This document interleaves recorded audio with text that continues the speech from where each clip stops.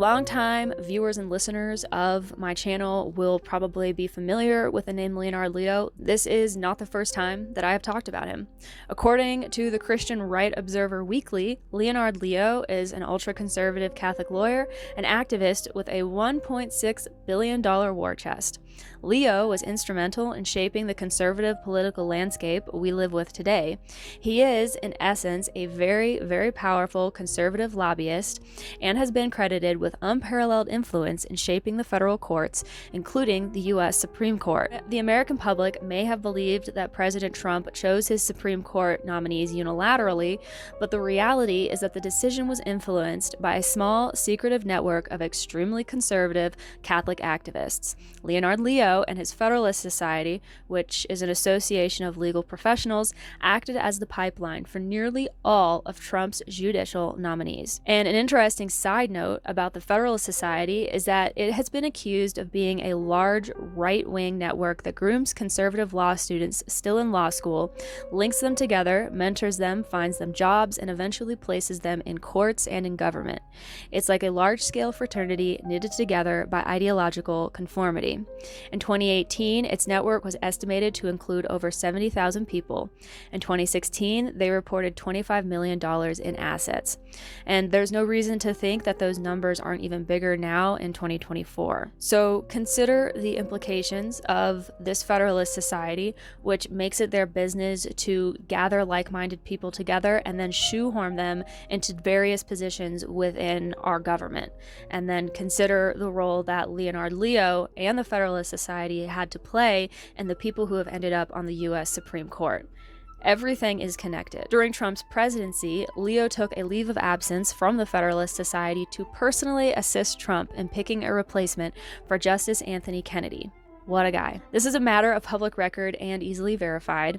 In an article published by the Daily Beast, a former associate of Leo named Tom Carter referred to Leo as a visionary, stating, quote, "He figured out 20 years ago that conservatives had lost the culture war.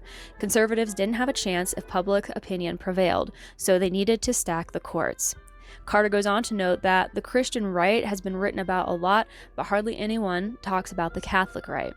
Leo is the figurehead of that Catholic political identity.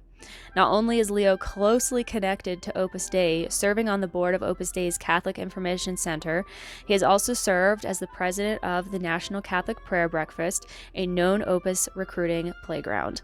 Additionally, he is allegedly a member of the extremely conservative Catholic Order Knights of Malta, which was founded in the 12th century and functions as a quasi-independent sovereign nation with its own diplomatic corps, separate from the Vatican, enjoying United Nations status and a tremendous amount of money and land. As an American, I am heavily questioning why a quasi-sovereign nation has its fingers in U.S. politics and policy.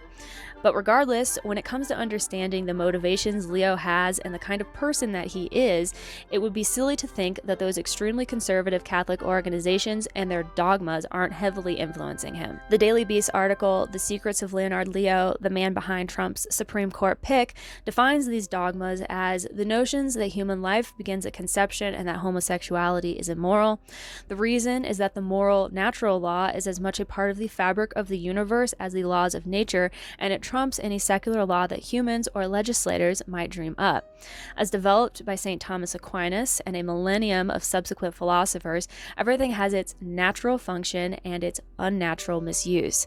Food is for nourishment, not gustatory delight. Sex is for procreation, not pleasure. Sensual enjoyment is luxuria, a sinful diversion of pleasure from its intended purpose of reproduction. In my opinion, this perspective is very narrow and it takes a very dim view of the world, life, and what makes us unique and human. It demands that all pegs be round and fit into round holes, and it is not above using pummeling force to achieve that. That is the dogma and philosophy motivating individuals like Leo and everyone else that we're going to be discussing. And for what it's worth, I want to make sure that I say this now, Because of the country that I live in and the amendments protecting freedom of religion and freedom of speech, there is nothing prohibiting anyone from having those beliefs, and I do support those rights, even if I find the beliefs themselves abhorrent. But it is one thing to espouse a belief. It is quite another to attempt to deceive an entire nation of people into kowtowing to those beliefs along with you. I will never support that type of behavior, and that is exactly what is happening here.